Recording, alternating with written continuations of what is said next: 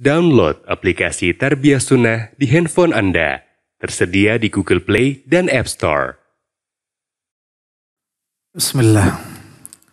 Assalamualaikum warahmatullahi wabarakatuh.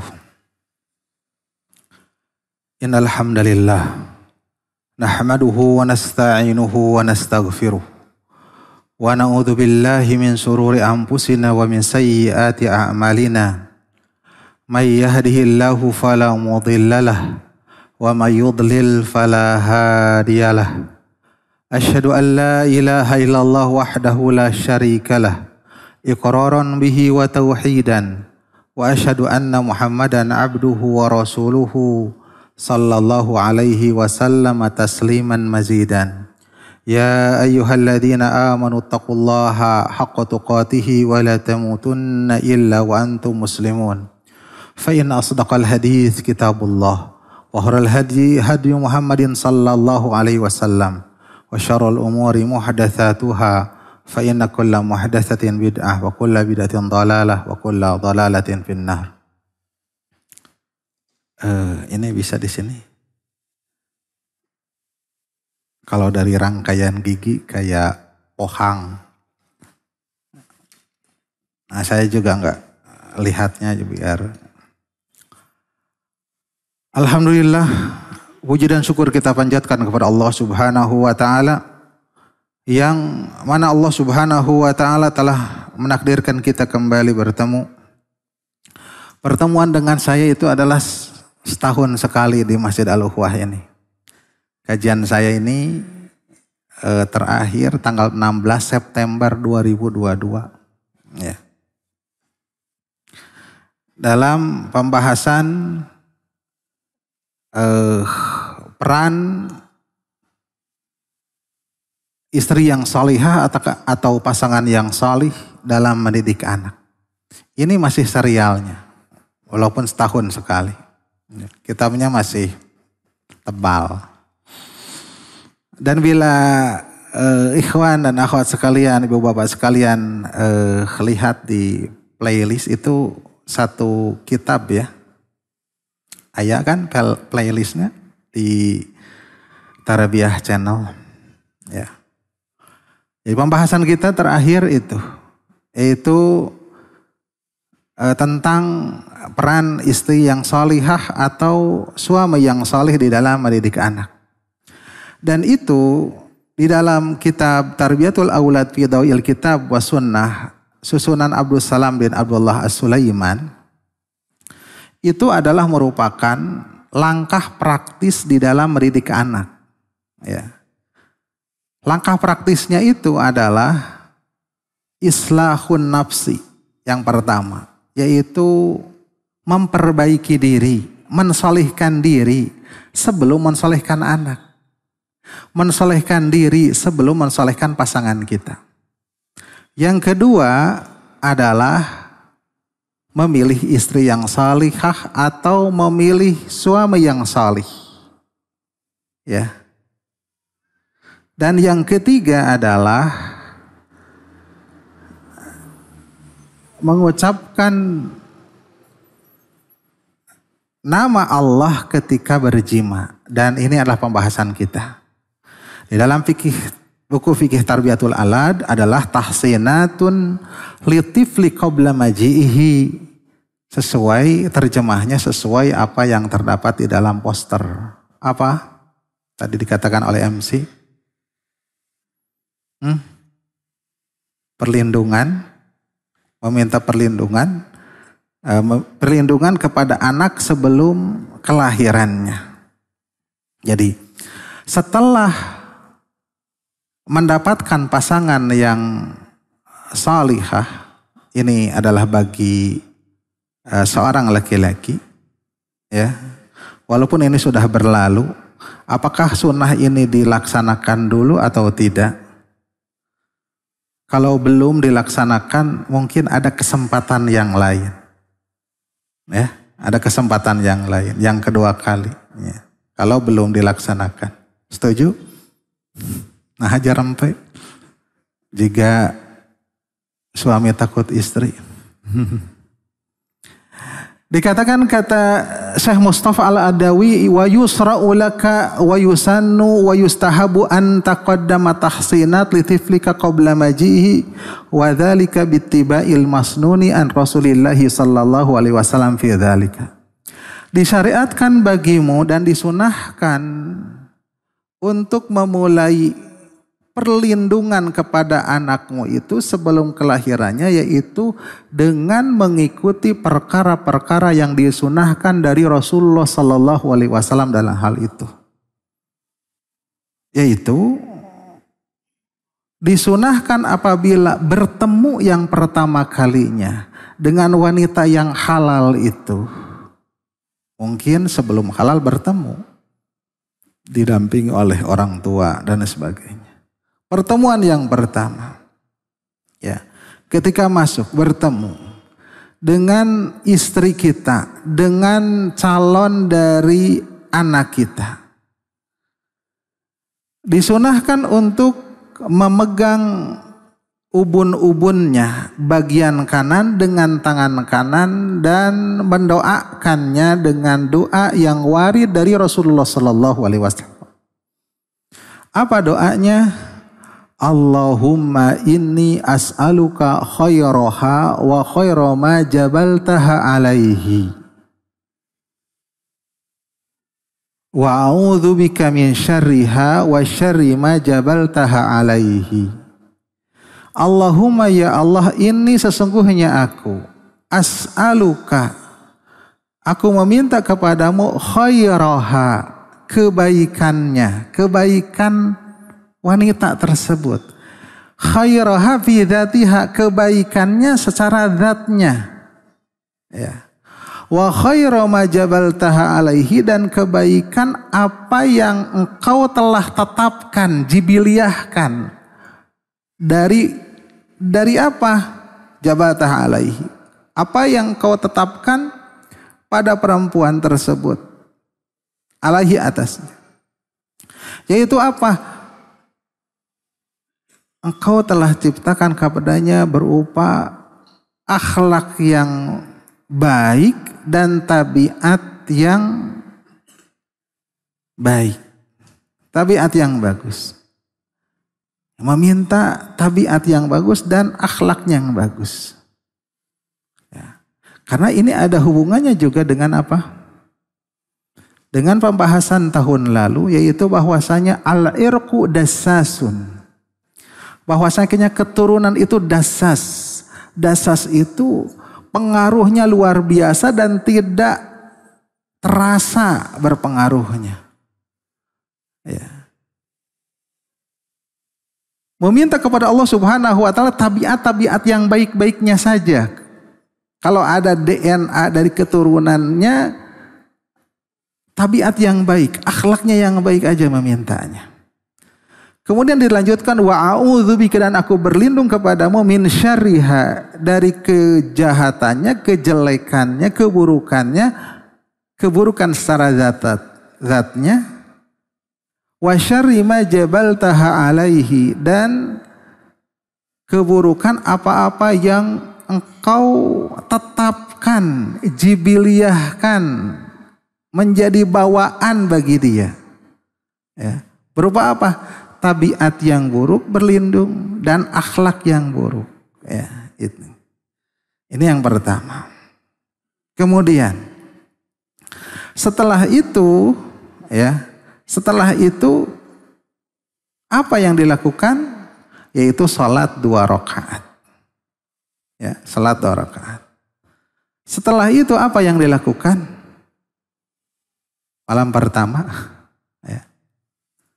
Itu di antara sebab yang membantu sampainya pendidikan menjadi anak yang saleh adalah berdoa ketika jima'nya.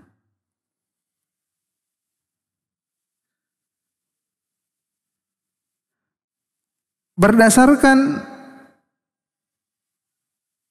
hadis riwayat Abu Dawud dengan sanad yang hasan dari jalan Amr bin Shu'aib dari ayahnya. Oh, ini yang tadi. Berdasarkan Hadis dari Ibnu Abbas kalau doa ini. Rasulullah Sallallahu Alaihi Wasallam bersabda, "Lau anna ahadakum idza ata ahlahu." Kalaulah salah seorang di antara kalian apabila mendatangi kepada istrinya. Di dalam riwayat lain adalah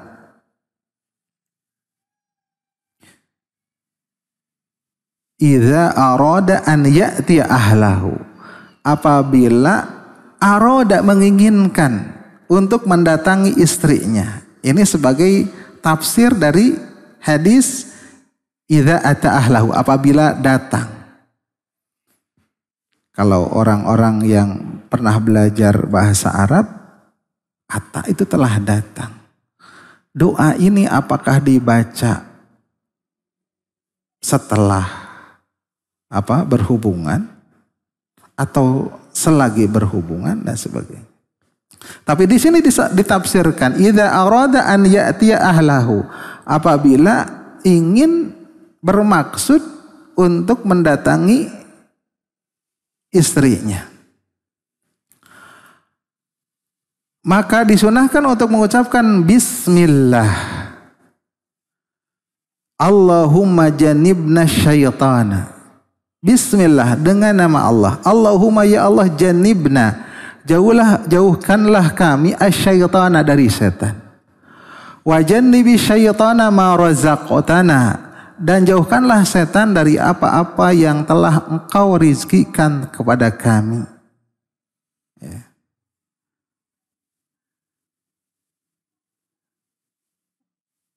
Diawali dengan bismillah.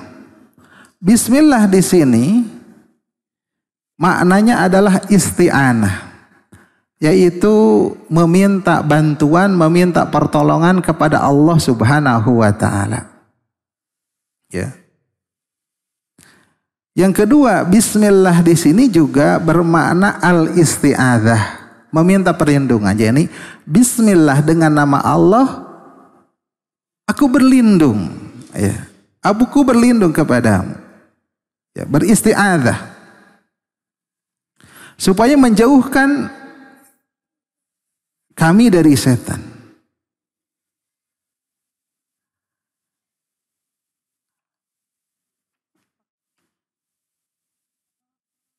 Jadi yang pertama, bismillah itu adalah isti'anah. Yang kedua, isti'adzah, yakni meminta perlindungan kepada Allah Subhanahu wa taala. Kenapa meminta perlindungan kepada Allah Subhanahu wa taala dari setan ini? Karena setan kadang ikut serta di dalam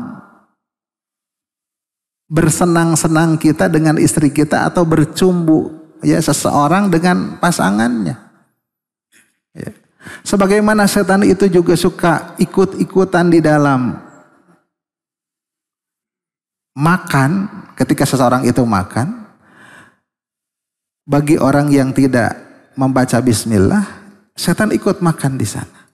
Begitupun setan akan ikut bercumbu, bahkan ikut berjima, ya, bila tidak mengucapkan bismillah ini. Ya, gitu.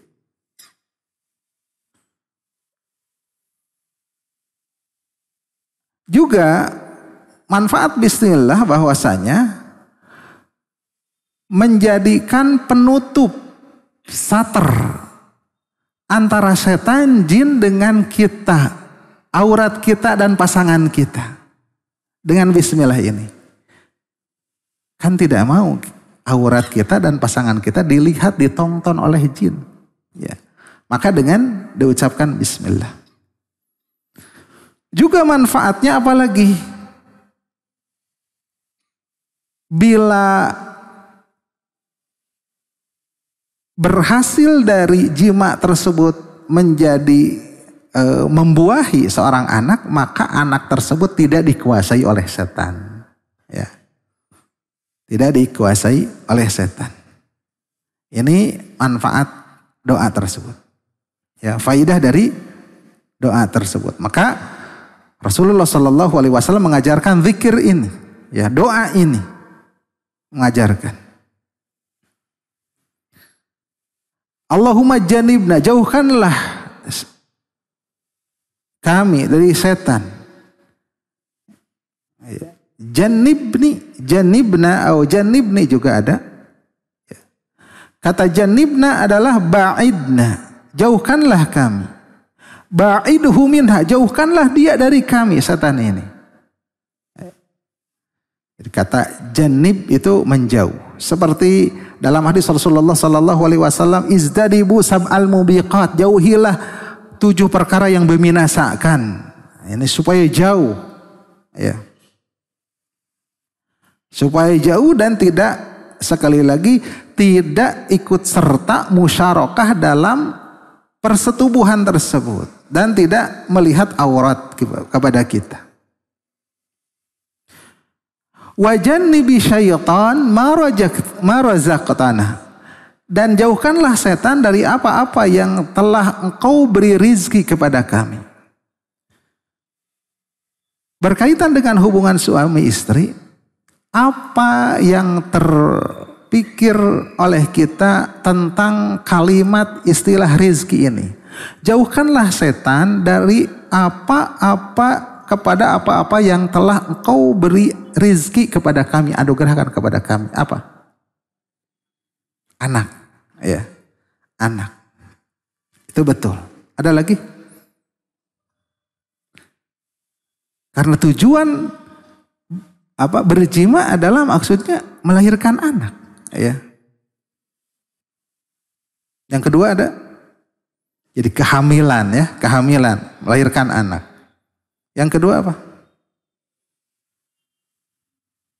Kenikmatan. Kenikmatan apa? Kenikmatan jima. Iya, betul. Ya, betul. Bahwasanya para ulama mengatakan bahwa jima itu sendiri adalah merupakan rizki. Ya, rizki. Kenapa? Karena namanya rizki ialah ma yantafi'u bihil insan, apa yang seorang insan mendapatkan manfaat, ya.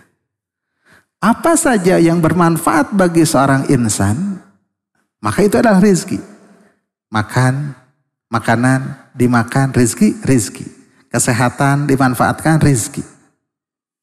Sama saja apakah yang berkaitan dengan badan kita, ya, kenikmatan yang dirasakan oleh badan kita, atau berkaitan dengan ruh kita, ruhani kita. Sama saja apakah yang berkaitan dengan dunia kita di dunia, ataupun apa yang nanti manfaatnya di akhirat, itu adalah rizki, ya. Maka ilmu itu adalah rizki, ya. Pemahaman itu adalah rizki, dan jima itu adalah merupakan rizki, ya. Rizki. Kenapa? Karena itu bermanfaat kepada badan. Ya.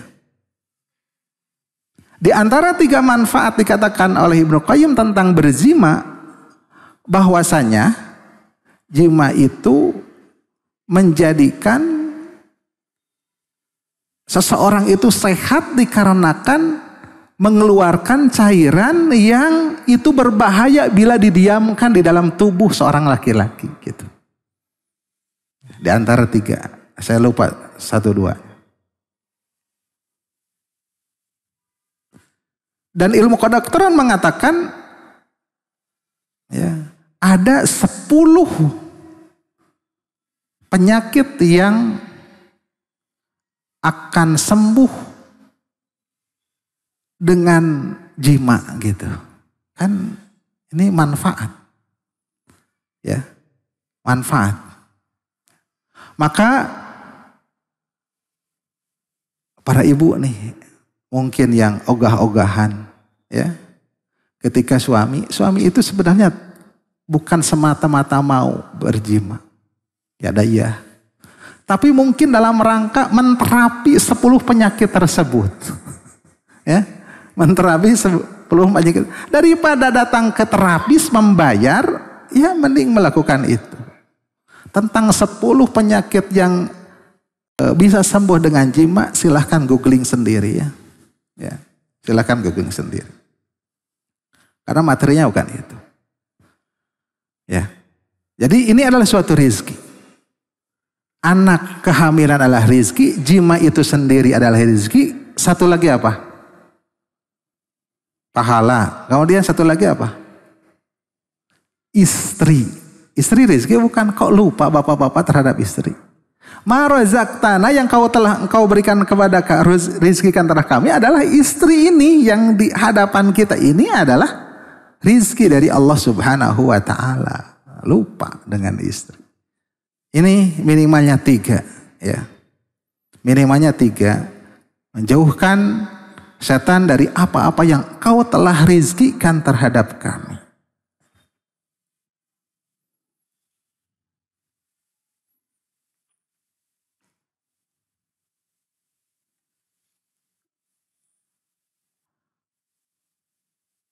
Jadi banyak perkara-perkara ya yang mempengaruhi ya, di antaranya ya perkara tersebut yang membuat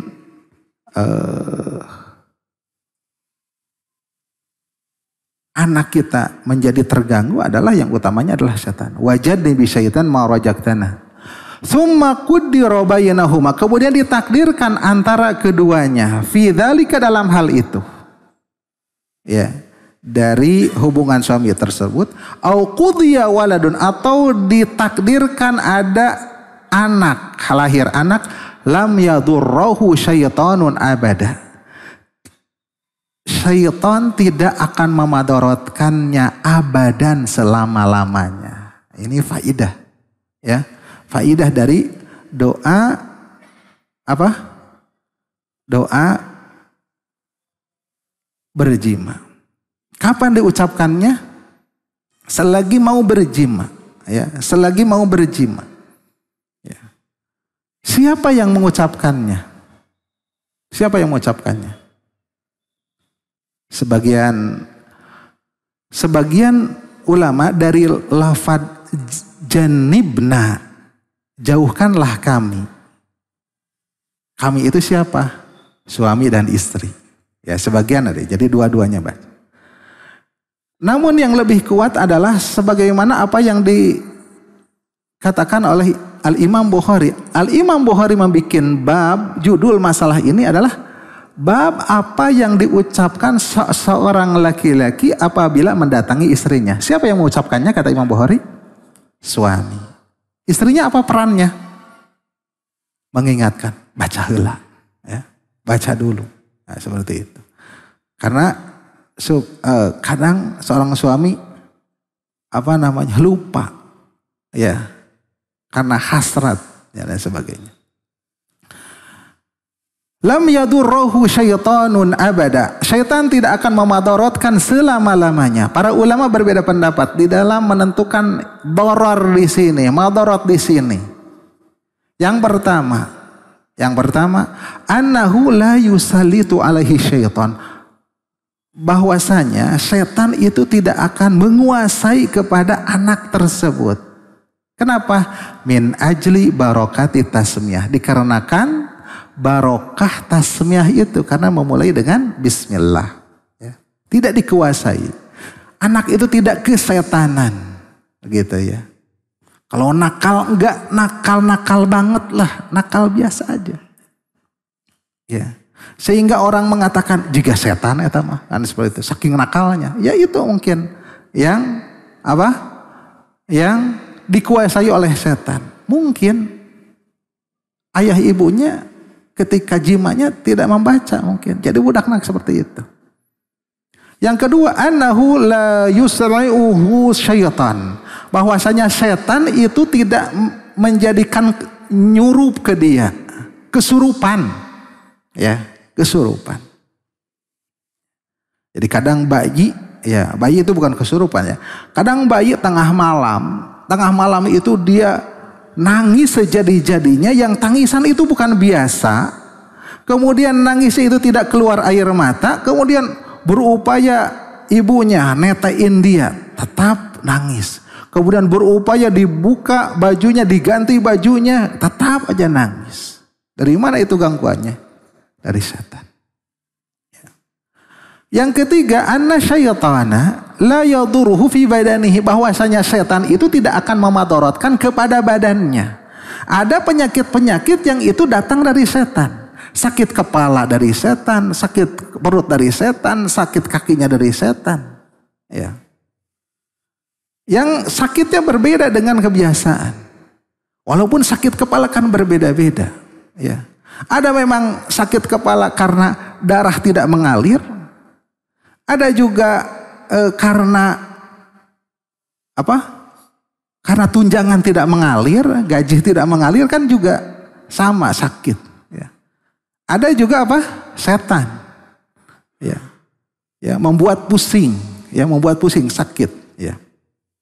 Yang keempat, amma ibnu daqiqil aid fayaqul, adapun ibnu daqiqil mengatakan yahtamil alla yadurruhu fi dinihi aidan, bahwasanya kemungkinan juga memungkinkan bahwasanya tidak akan memadaratkan dikarenakan membaca itu, tidak akan memadaratkan pada agamanya juga. Bukan hanya badannya, tetapi agamanya. Maka fayaqulu Ad-Dawudi mengatakan makna lam yadurruhu itu tidak akan memadaratkannya adalah lam yuftinhu an dinihi ilal kufri. Tidak memfitnah dia, tidak menggoda dia dari agamanya kepada kekufuran. Anak tersebut tidak mengatakan sesuatu yang kata-kata itu mengakibatkan kekufuran. Kata-kata kekufuran. Kata-kata kekafiran. Anak itu tidak melakukan sesuatu perbuatan yang perbuatan itu membawa kepada kekafiran. Gitu. Karena yang diinginkan oleh setan yang pertama adalah kafirnya seseorang tersebut. Musyriknya seseorang tersebut. Yang kedua, berbuat kebidahan kan. Yang ketiga, berbuat dosa, ya, kalau tidak bisa. Dosa besar. Kalau tidak juga berbuat dosa besar, dosa kecil. Tidak juga digoda dosa kecil, dia melakukan sesuatu yang tidak bermanfaat. Tidak juga digoda, tidak kuat juga tidak melakukan yang bermanfaat, digoda juga untuk melakukan yang mafdul, yang kurang keafdolannya dibandingkan yang afdol. Nah, gitu. Ya, jadi luar biasa setan itu. Terus-terusan, ya. Jadi tidak menjawab. Dikatakan Ad-Dawudi selanjutnya, walaisal muradu ismatuhu anil maksiyat, bukan yang dimaksud bahwasanya ismatuhu terlindunginya dari berbuat maksiat dikarenakan mengucapkan Allahumma jannibna syaitan itu. Anak itu tidak berbuat maksiat. Mungkin namanya juga seorang manusia melakukan kesalahan dan dosa, tetapi seorang itu akan bertobat. Mungkin melakukan kesalahan yang lain, bertobat lagi. Mungkin melakukan kesalahan yang lain, kemudian bertobat lain. Dan akhirnya tetap meninggal di dalam keislaman. Gitu. Tidak kekafiran. Jadi maksudnya bahwasanya bahwasanya Allah menjaga hadzal maulud, kelahiran tersebut, min masyis syaitan, dari nyurupnya setan dan menyakitinya, wa adzauhu, menyakitinya dengan keberkahan zikir tersebut yang Rasulullah sallallahu alaihi wasallam telah bimbing kepada kita. Ini perlindungan, ya, dari setan. Ya. Di antara juga yang mempengaruhinya juga terhadap anak, baik itu kesolihannya maupun perilakunya maupun kecerdasannya adalah ar-radha'ah, yaitu susuan. Ya, gak sembarangan, Pak. Ya, titipkan ke tetangga, disusuin sama tetangga, dititipin sana, ya. Imam Ahmad itu ketika melihat anaknya disusui oleh budak, ya, jariyah, budak hamba sahaya wanita, naza'ahu, beliau mengambilnya, tidak mau, ya, tidak mau. Jadi susuan itu juga berpengaruh, ya, terhadap jiwa, terhadap karakter ya anak tersebut ya, di antaranya. Selain ini,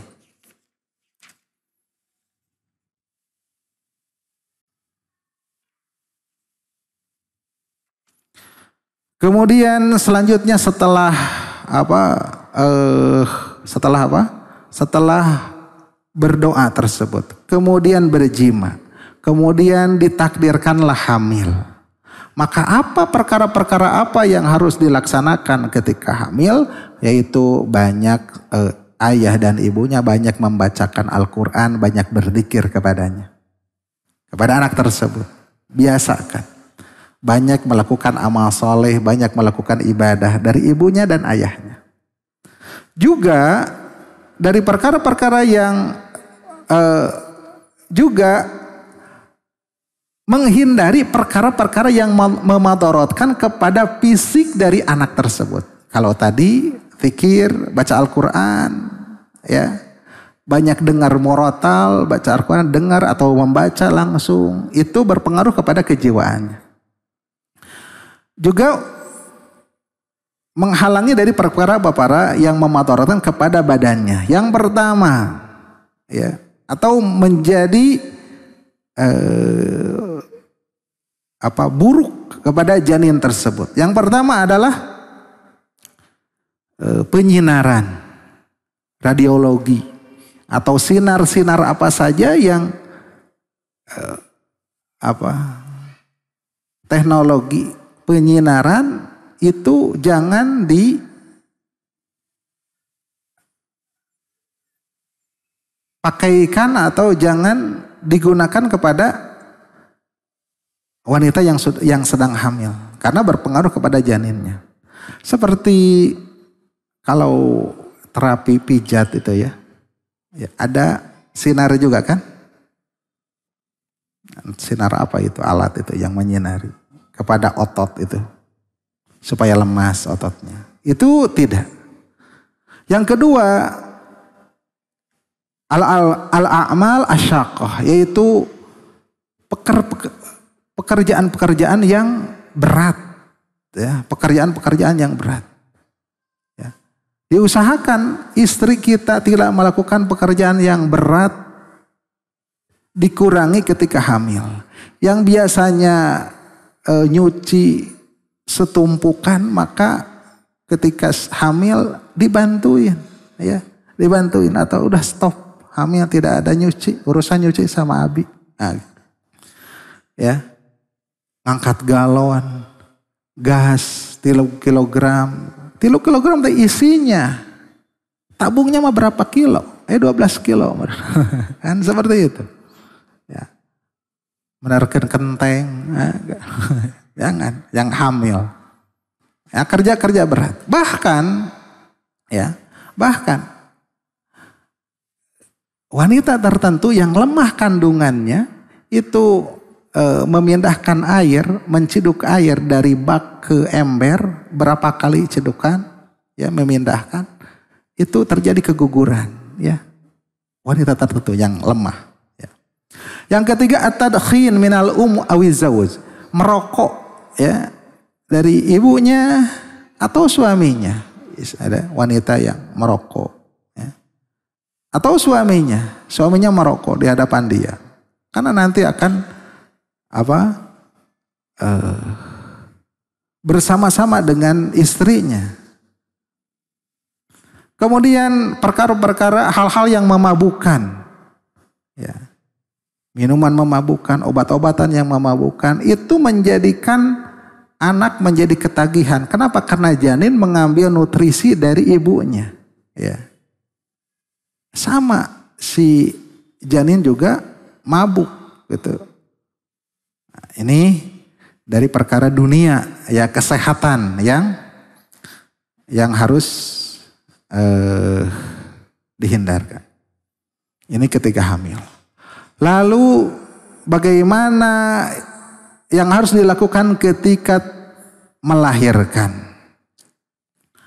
Maka ketika melahirkan hendaklah bapak dan ibu ridho terhadap rizki Allah Subhanahu wa ta'ala kepada kita. baik itu adalah bayi kita laki-laki maupun bayi kita perempuan. Ridho, ya. Walaupun kalau di Indonesia tidak terlalu populer kalau lahir wanita itu bersedih atau tidak menginginkannya. Senang-senang aja ya kalau di kita. Bahkan kalau anaknya sudah laki-laki sudah 5, ya menginginkan anak perempuan kan gitu. Kalau di Arab sana, ya Timur Tengah sana masih ada rasa aib itu, ya.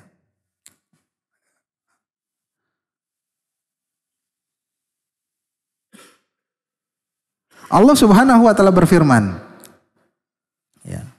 Karena ini adalah merupakan anak laki-laki, anak perempuan adalah merupakan hadiah dari Allah Subhanahu wa taala, hibah dari Allah yang Maha Al-Wahhab. Firman Allah Subhanahu wa taala di dalam surat Asy-Syura ayat 49. Yahabu liman yasha'u inasan wa yahabu liman yasha'u dzukura. Allah itu memberi hibah karena anak ini adalah merupakan hibah, hadiah. Ya, namanya hadiah itu sesuatu ya pemberian yang tidak diharapkan kembaliannya. Kalau memberikan sesuatu mengharapkan uang namanya jual beli. Kalau memberikan sesuatu mengharapkan barang berarti barter. Kalau hibah adalah pemberian yang tidak diminta kembaliannya. Yahabu liman yasha. Allah menghibahkan kepada yang dikehendakinya inasan perempuan, wa yahabu liman yasha'u dzukura, dan memberikan hibah kepada orang yang dikehendakinya adzukura, laki-laki. Ini mah hibah dari Allah Subhanahu wa taala, laki-laki dan perempuan. Ada yang dikasih anak laki-laki semua, ya. Ada yang dikasih anak perempuan semua. Ada? Ada. Ada sahabat saya, kadang dia dia diberikan anak laki-laki dari istri pertamanya, entah berapa, lebih dari 5, laki-laki semua. Kemudian nikah lagi, dari istri keduanya adalah perempuan semua. Ya, bapak-bapak kalau yang laki-laki ya anak laki-laki coba. Ya, dengan yang lain pasti perempuan semua. Dia bilang kalau saya bersama anak laki-laki berarti saya bersama istri yang pertama. Kalau saya bersama anak perempuan berarti saya bersama dengan istri yang kedua. Gitu aja cirinya, gitu. Ya.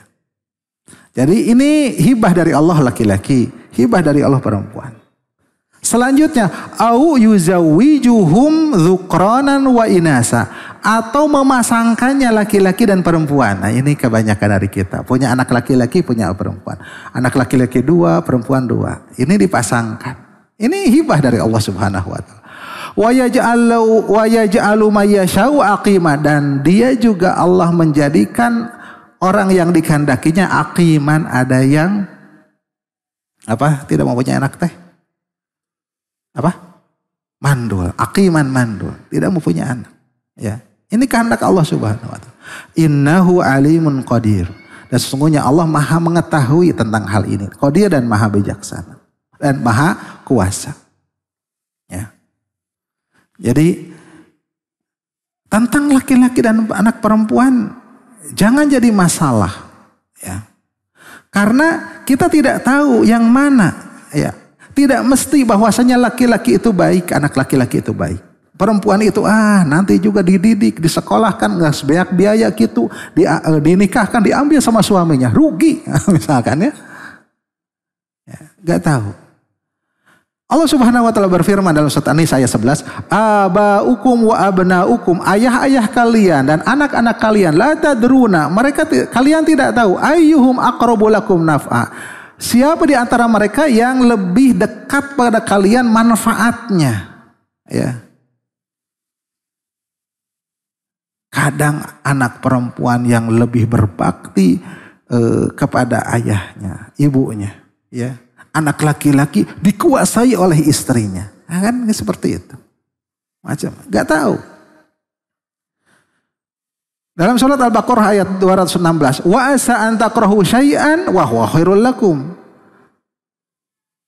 Mungkin saja atau bisa saja engkau membenci sesuatu wa huwa khairul lakum, dan itu adalah baik bagi kalian. Wa asa an tuhibbu syai'an, mungkin saja engkau menyukai sesuatu wa huwa syarrul lakum, tapi itu adalah buruk bagi kalian. Wallahu ya'lamu wa antum la ta'lamun, dan Allah Maha mengetahui sedangkan kalian tidak mengetahui. Ya. Jadi berapa banyak wanita, anak perempuan yang menjadi sebab kebahagiaan ayah dan ibunya di dunia dan akhirat, dan berapa banyak juga anak laki-laki yang menjadi sebab kesedihan dan kesengsaraan ayah dan ibunya. Waliyadzubillah. Maka lihat, dari sejarah mengatakan Maryam, ya, Maryam adalah perempuan, ya, dan dia itu adalah as-siddiqah, ya, Maryam. Fatimah bintu Rasulullah sallallahu alaihi wasallam adalah perempuan. Maryam melahirkan seorang nabi di kalangan salihin. Fatimah melahirkan apa? Melahirkan pemuda ahli surga.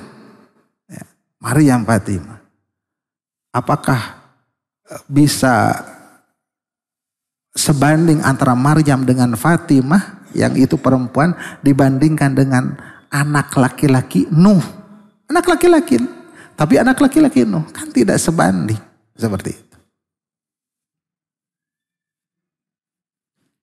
Fatimah itu ya adalah lebih baik dari seluruh bumi ini.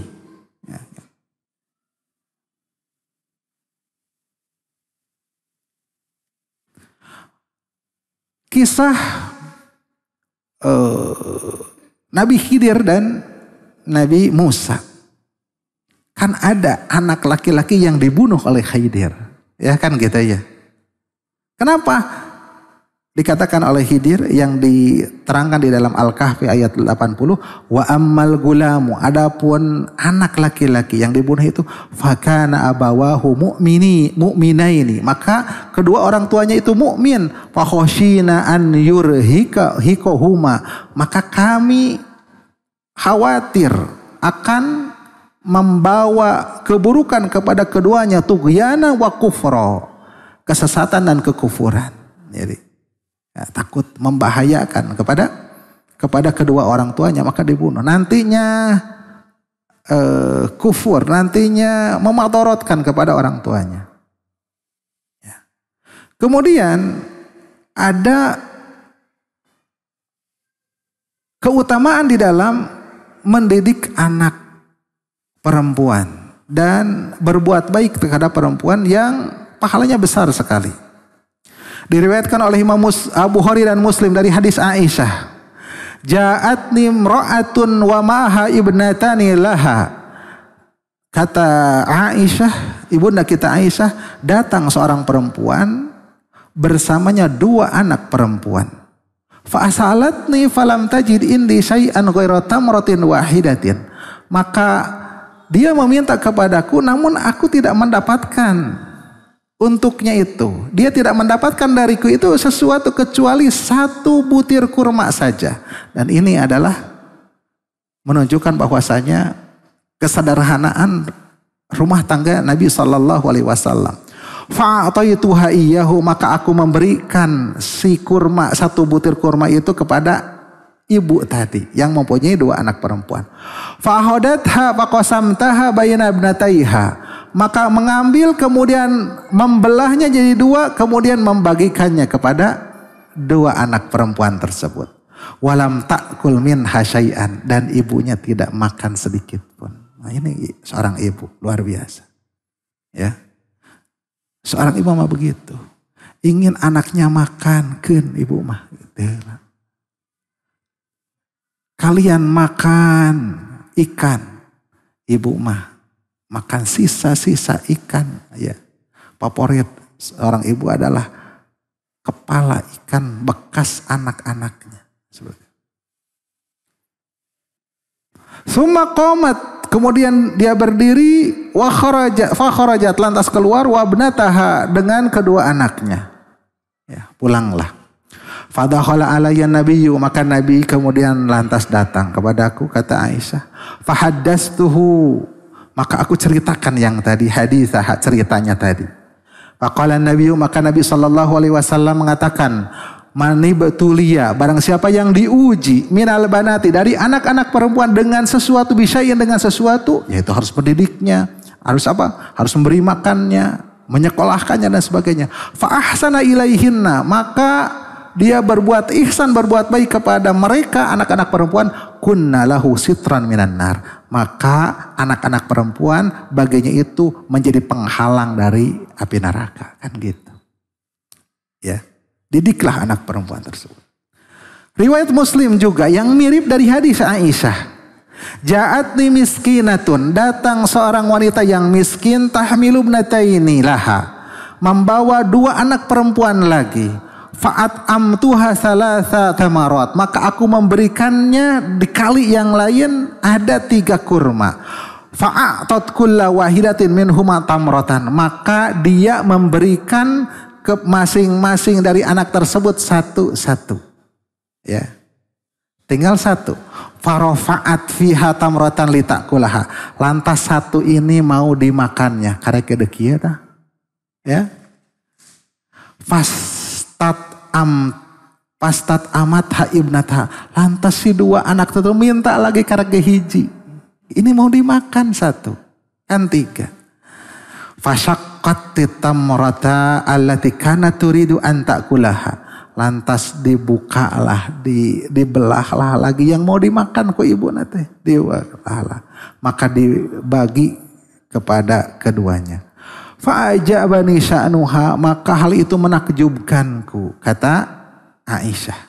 Fadzakartul ladzi sana'at li Rasulillahi sallallahu alaihi wasallam, maka aku ceritakan apa yang dia perbuat ibu tersebut kepada Rasul sallallahu alaihi wasallam.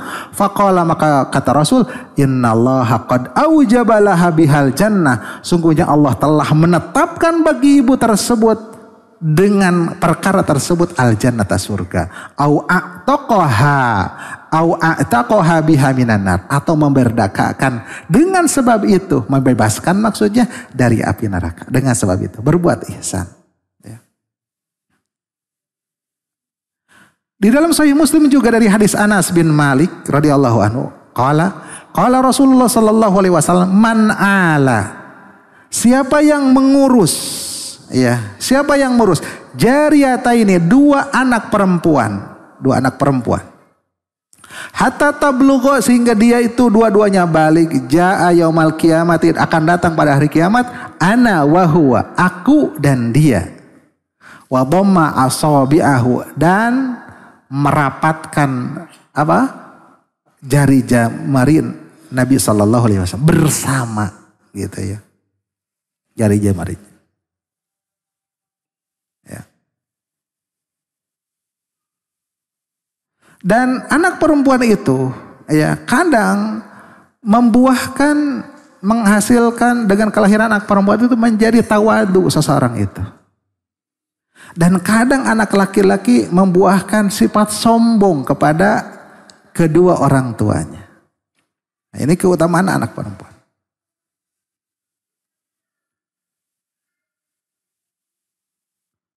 Sungguh para nabi kadang ada yang diberi rizki dengan anak laki-laki, ada yang diberi rizki dengan anak perempuan juga. Ya. Maka Nabi Ibrahim, ya, Nabi Ibrahim dikatakan bahwasanya diberi rizki anak perempuan.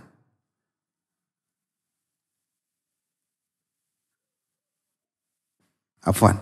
Nabi Ibrahim dikasih anak laki-laki. Nabi Lut tidak dikasih anak laki-laki, tapi anak perempuan. Nabi Sallallahu Alaihi Wasallam, ya, dikasih anak laki-laki, dikasih anak perempuan, tapi anak laki-laki ketika kecilnya meninggal. Ya. Ini bahwasanya itu adalah merupakan rizki dari Allah Subhanahu wa Ta'ala. Ya, rizki dari Allah Subhanahu wa taala yang kita harus mensyukurinya. Yang kita harus mensyukurinya. Kemudian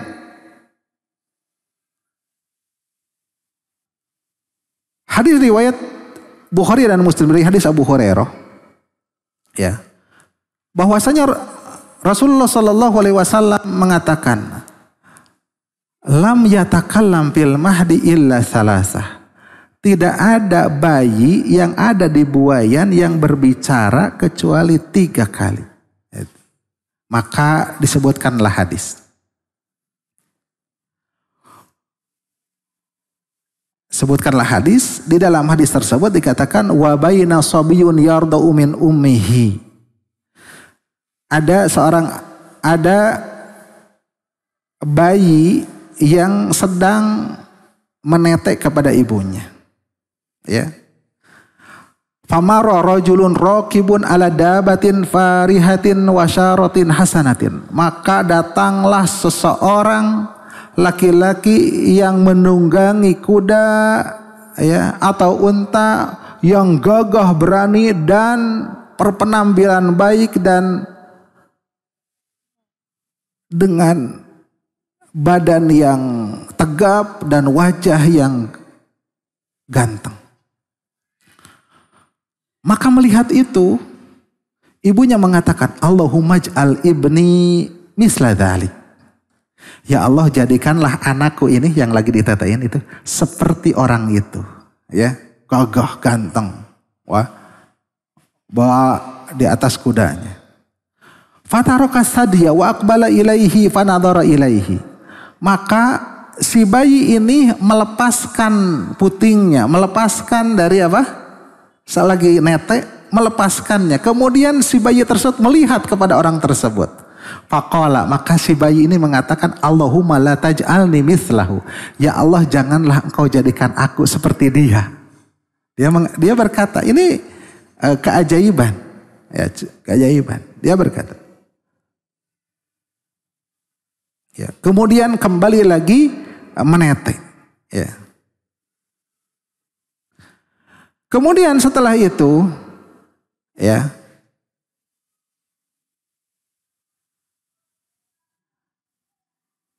ketika menetek, ada seseorang yang membawa yang lewat dengan membawa budak perempuan. Dan budak perempuan itu sedang dipukuli dengan mengatakan, engkau sudah berzina, engkau sudah mencuri. Sedangkan budak perempuannya mengatakan, hasbi Allah wa ni'mal wakil. Cukuplah Allah, sebaik-baiknya al-wakil. Maka melihat itu, ibunya melihat si perempuan tersebut, si jariyah tersebut, budak yang dipukuli tersebut, Allahumma la taj'al ibni mislaha. Ya Allah, janganlah engkau jadikan anakku sepertinya. Artinya dipukul, kemudian disangka mencuri, disangka berzina. Lantas si bayinya itu melepaskan neteknya. Kemudian bayinya melihat kepada orang tersebut, yang dipukuli tersebut, yang dituduh berzina dan mencuri. Kemudian bayi itu mengatakan, Allahumma ij'al mislaha. Allahumma ij'alni mislaha. Ya Allah, jadikanlah aku seperti dia. Ya. Maka dikatakanlah, kenapa ketika melihat kepada orang yang gagah berani, yang memakai, yang menunggang kuda dan tegap serta gantang, mengatakan apa? Tidak mau jadi dia, jangan jadikan dia.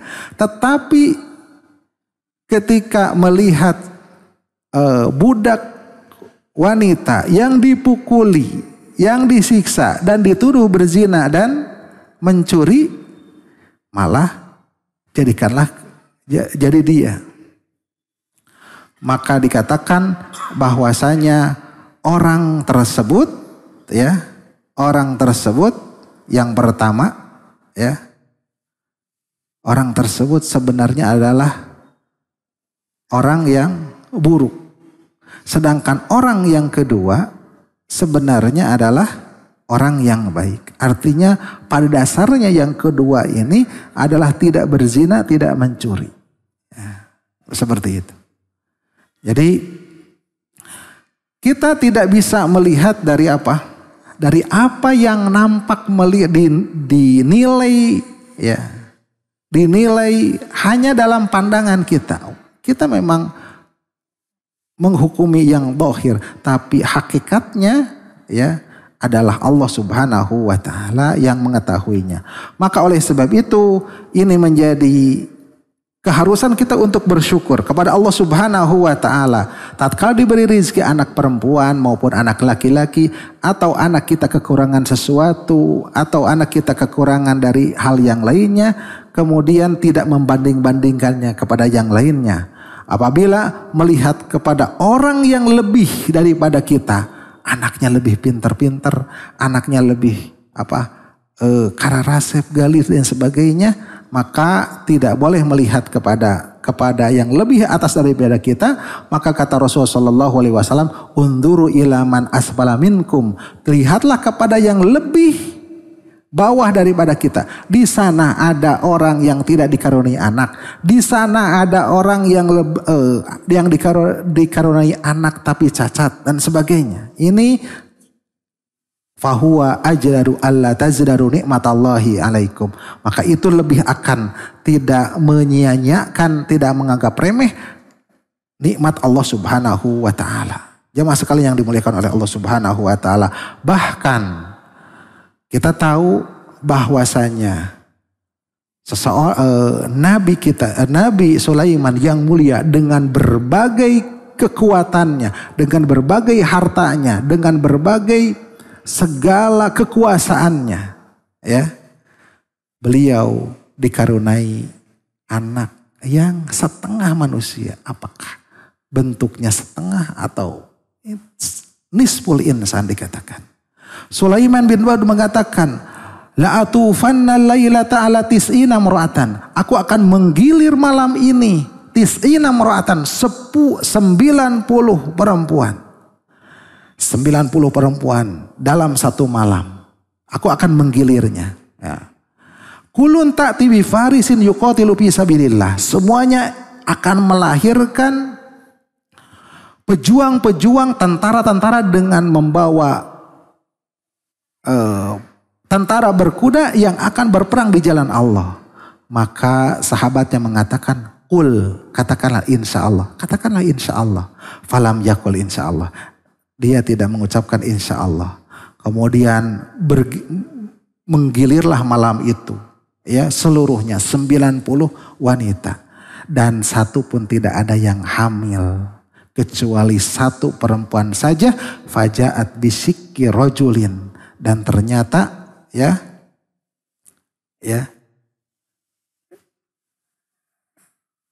dan ternyata apa? Dan ternyata lahir apa? Lahir dari perempuan tersebut setengah dari seorang manusia. Jadi padahal betapa gagahnya Nabi Sulaiman, betapa berkuasanya, betapa kuatnya dan sebagainya, tapi Allah Subhanahu wa taala mengujinya dengan sesuatu yang kekurangan seperti itu. Maka jamaah sekalian yang dimuliakan oleh Allah Subhanahu wa taala, kembali lagi kita bersyukur kepada Allah Subhanahu wa taala atas nikmat yang telah Allah berikan kepada kita berupa anak-anak kita yang sekarang dipunyai. Apakah itu anak laki-laki berapa, atau anak perempuan berapa, atau baru satu, atau baru dua dan sebagainya. Maka didiklah dengan benar-benar, ya, dengan pendidikan yang bagus. Kita berupaya menuntut ilmu, mencari ilmu untuk kebaikan-kebaikan mereka, supaya anak tersebut menjadi anak yang soleh. Dan anak yang soleh itu adalah merupakan harta yang berharga, amal yang soleh yang akan kembali kepada kedua orang tuanya. Demikian yang disampaikan, yang bisa disampaikan di sore hari ini. Semoga bermanfaat. Barangkali ada hal-hal yang ditanyakan, maka dipersilahkan.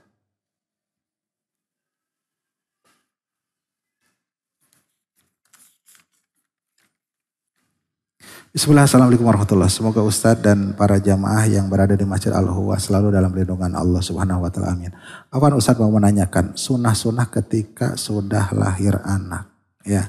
Sunah-sunah sudah lahir anak nanti ya, nanti ada pembahasan bahwasanya anak itu ditahnik. Anak itu diberi nama dengan nama yang baik. Ditahnik itu ketika sudah lahir diberi kunyahan dari kurma, kemudian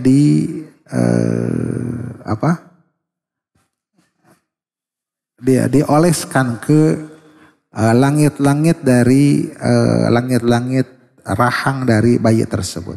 Kalau tidak, atau mungkin sekarang sudah ada kurma yang sudah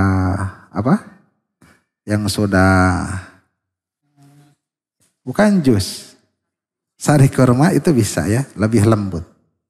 Ya, itu diantaranya. Nanti juga disampaikan lagi. Apakah lebih baik diadzankan atau ada sunahnya agar si anak ketika lahir mendengar zikir-zikir yang kita hafal? Ya, tentang adzan dan tidak bergantung kepada penilaian terhadap hadis yang menilai hadis tentang mengadzankan tersebut. Ibnul Qayyim mensunahkan hal itu. Ya, di dalam kitabnya At-Tuhfatul Maudud. Namun Syekh Al-Albani mengatakan bahwa itu hadis yang dhaif. Ya, tergantung penilaiannya. Ya. Berhati-hati kalau siqah terhadap pendoifan Syekh Al-Albani, maka dibacakan Al-Quran aja. Ya, seperti itu. Kunyahan kurma ya. Kunyahan kurma ya udah tadi dibahas ya. Bismillah, semoga Ustaz dan para jamaah panitia dimudahkan beramal untuk menjadi penghuni surga. Amin. Ustaz, apakah seorang istri memenuhi syarat yang syar'i apabila meminta mengajukan cerai ke pengadilan karena suami tidak memberikan nafkah batin yang layak walaupun sering diingatkan? Apa nafkah batin yang layak? Walaupun sering diingatkan untuk tidak zalim agar bertakwa kepada Allah. Suami sudah berjanji berulang kali namun tidak amanah. Hanya menemui istri 1 atau 2 kali dalam setahun. Itu pun kalau didesak. Tentang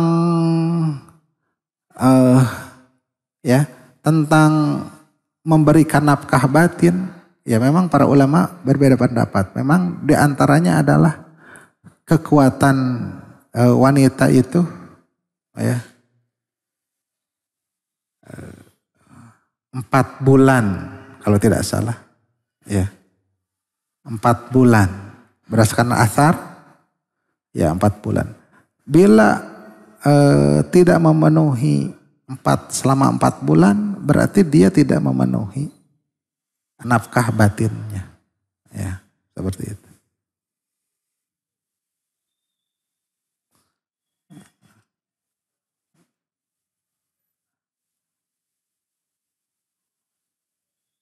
Ketika seorang istri tidak dipenuhi haknya, tergantung istri tersebut apakah mau bersabar melepaskan haknya, punya hak tapi dilepaskan ya dengan sabar, atau melakukan atau menggugat, ya tidak masalah selama selama menginginkan haknya dalam rangka untuk mendapatkan haknya. Dia tidak bisa bersabar dengan hal ini. Karena masing-masing wanita ya kebutuhan untuk urusan nafkah batin berbeda-beda. Ya, seperti itu.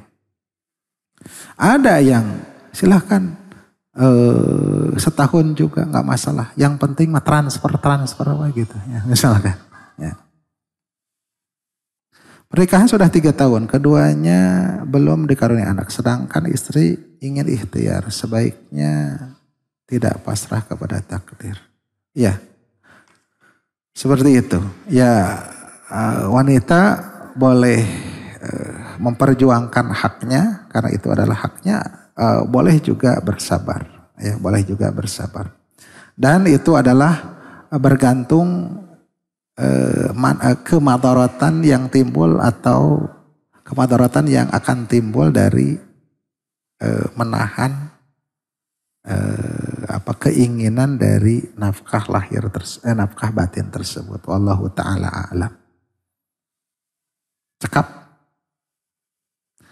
Demikian kajian sampai di sini, semoga bermanfaat. Ditutup dengan doa kafaratul majlis. Subhanakallahumma wa bihamdika asyhadu an la ilaha illa anta astaghfiruka wa atubu ilaik. Assalamualaikum warahmatullahi wabarakatuh.